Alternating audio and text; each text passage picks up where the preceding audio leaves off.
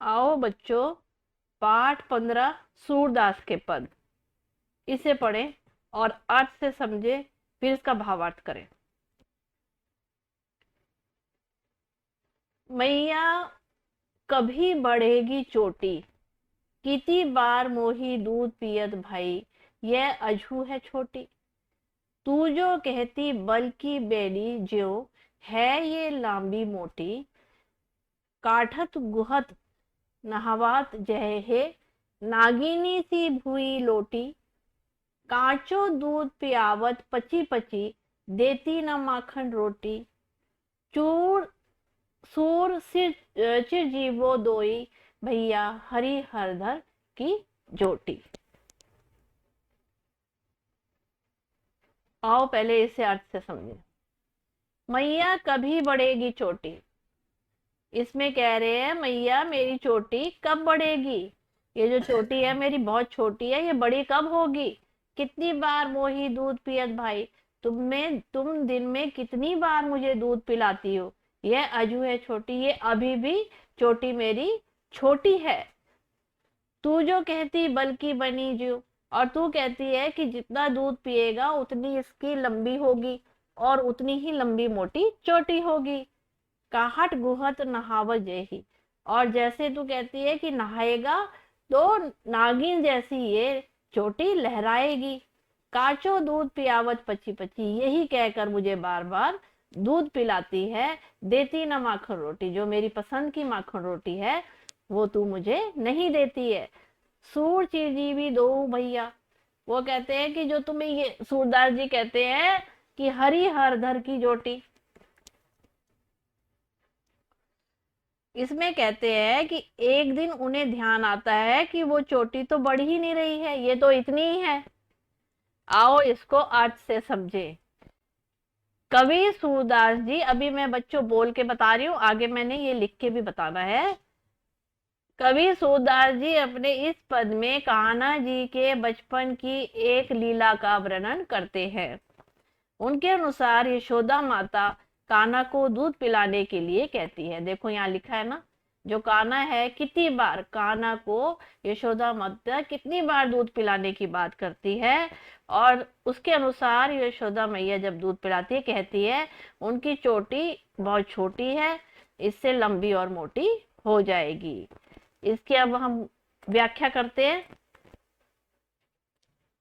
यशोदा माँ से कहते हैं माँ मेरी चोटी कब बढ़ेगी, मुझे दूध पीते हुए इतना समय हो गया लेकिन ये तो अब छोटी ही है। आपने तो कहा था कि दूध पीने से मेरी चोटी किसी बेल की तरह लंबी और मोटी हो जाएगी, फिर उसे कंघी से काढ़ा जाएगा, गूंधा जाएगा, फिर नहाते समय वो किसी नागिन की तरह लहराएगी।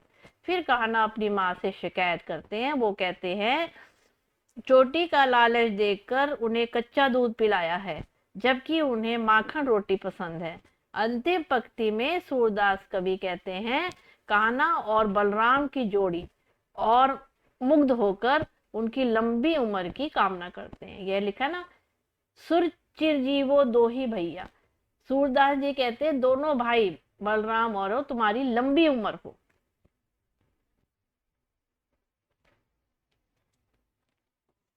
अगला पद, तेरे लाल मेरे माखन खायो, दोपहर दबिश जानी घर सुनो ढूंढी ढोरी, आप ही आयो। खोली किवाड़ी बैठी मंदिर में, दूध दही सब सखीन खिलाओ। उखल चढ़ी सीखे को लीनो, अन बापत मुई भुई में ढकायो। दिन प्रति हानि होती गौरस्ती, यह ठोठा कोने ठग लायो। सूर श्याम को हटकी ना राखे, मैं ही पूत अनोखी जाए। अब इसको पहले अर्थ से समझते हैं।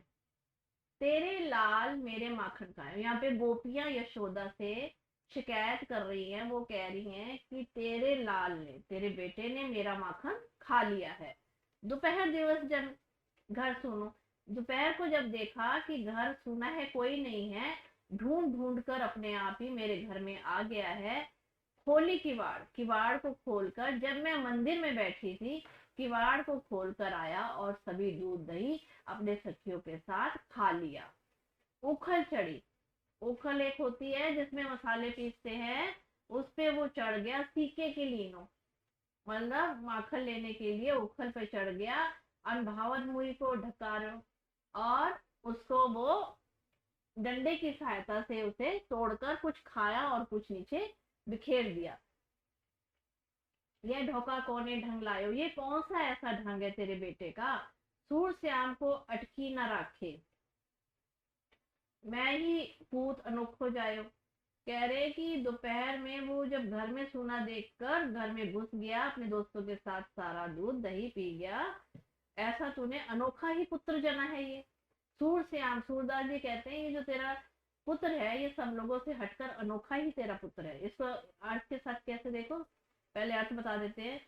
कवि सूरदास जी ने अपना इस पद में कान्हा की माखन चोरी की लीला का वर्णन किया है। गोपियां यशोदा माँ के पास आकर कहती हैं, यशोदा तुम्हारे पुत्र कृष्ण ने हमारा मक्खन चोरी करके खा लिया है। दोपहर में वो तो घर को सूना देखकर घर में घुस गया और अपने दोस्तों के साथ मिलकर सारा दूध दही खा लिया। अब व्याख्या कैसे करेंगे इसकी भावार्थ।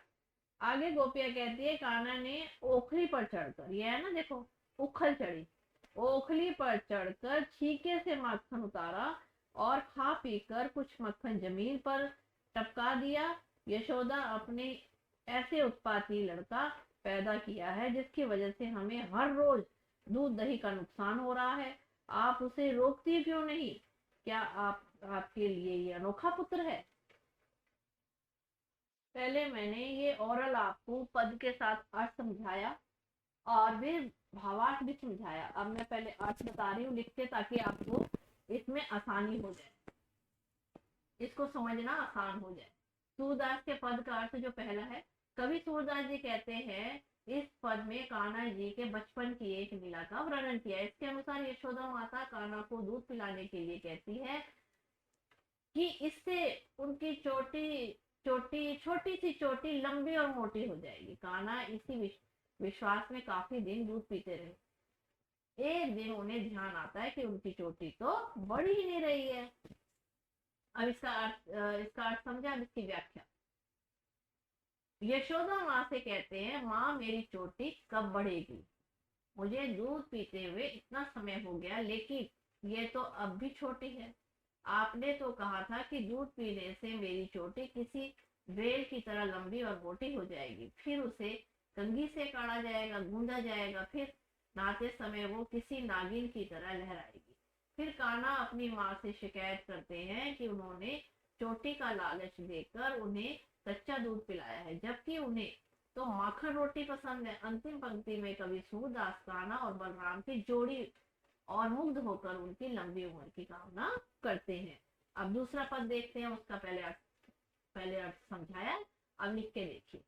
कवि सूरदास जी अपना यह पद कान्हा की माखन चोरी की लीला को समर्पित किया है। गोपियां यशोदा माँ के पास आकर कहती हैं, हे यशोदा तुम्हारे पुत्र कृष्ण ने हमारा माखन चोरी करके खा लिया है। दोपहर में घर को सूना देखकर घर में घुस गया और अपने दोस्तों के साथ मिलकर सारा दूध दही खा लिया। इसका भावार्थ देखो, व्याख्या कैसे करेंगे। आगे गोपिया कहते कान्हा ने ओखली पर चढ़कर छीके के मक्खन उतारा और खा पीकर कुछ मक्खन जमीन पर टपका दिया। यशोदा आपने ऐसा उत्पाती यानी कि शरारती लड़का पैदा दिया है जिसके वजह से हमें हर रोज दूध दही का नुकसान हो रहा है, आप उसे रोकती क्यों नहीं हो, क्या आपने ही एक अनोखे पुत्र को जन्म दिया है। आओ प्रश्न अभ्यास की तरफ चलें। बालक श्री कृष्ण किस लोभ के कारण दूध पीने के लिए तैयार हुए। उत्तर देंगे, माता यशोदा ने श्री कृष्ण को बताया कि दूध पीने से उनकी चोटी बलराम भैया की तरह हो जाएगी। श्री कृष्ण अपनी चोटी बलराम जी की चोटी की तरह मोटी और बड़ी करना चाहते थे, इस लोभ के कारण वो दूध पीने के लिए तैयार हुए।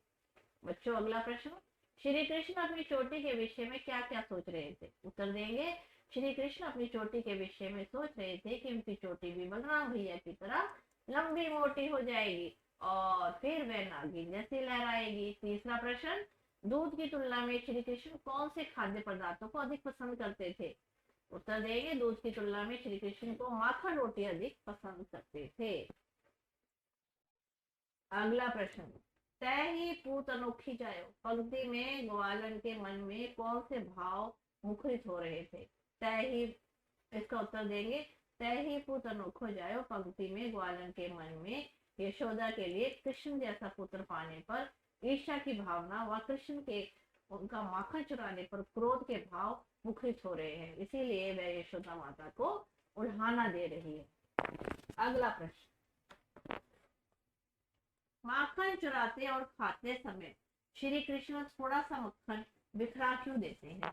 उत्तर देंगे, श्री कृष्ण को माखन ऊंचे टंगे छीके से चुराने में दिक्कत होती थी, इसीलिए माखन गिर जाता था तथा चुराते समय वे आधा मक्खन खुद खा लेते थे, आधा अपने सखाओं को खिला देते थे, जिसके कारण माखन जगह जगह जमीन पर गिर जाता है। दोनों पदों में से आपको कौन सा पद अधिक अच्छा लगा और क्यों? तो आपको कोई भी पद अच्छा लगा होगा दोनों में से, तो उसका आप उत्तर इस तरीके से देंगे। दोनों पदों में प्रथम पद सबसे अच्छा लगता है, क्योंकि यहाँ बाल स्वभावश प्राय श्री कृष्ण दूध पीने में आनाकानी किया करते थे। तब एक दिन माता यशोदा ने प्रलोभन कर दिया कि कान्हा, तू नित्य कच्चा दूध पिया कर, इससे तेरी चोटी दाऊ यानी कि बलराम जैसी मोटी और लंबी हो जाएगी। मैया के कहने पर कान्हा दूध पीने लगे। अधिक समय बीतने पर श्री कृष्ण अपने बचपन बालपन के कारण माता से अनुनय विनय करते हैं कि तुम्हारे कहने पर मैंने दूध पिया और फिर भी मेरी चोटी नहीं बढ़ रही। उनकी माता से उनकी नाराजगी व्यक्त करना, दूध ना पीने का हट करना, बलराम भैया की तरह चोटी पाने का हट करना हृदय को बड़ा ही आनंद देता है। सातवां प्रश्न, दूसरे पद को पढ़कर बताइए कि उसके अनुसार उस समय कृष्ण की उम्र क्या रही होगी। उत्तर देंगे, दूसरे पद को पढ़कर लगता है उस समय श्री कृष्ण की उम्र 4 से 7 वर्ष की रही होगी, तभी उनके छोटे छोटे हाथों से सावधानी बरतने पर भी मक्खन बिखर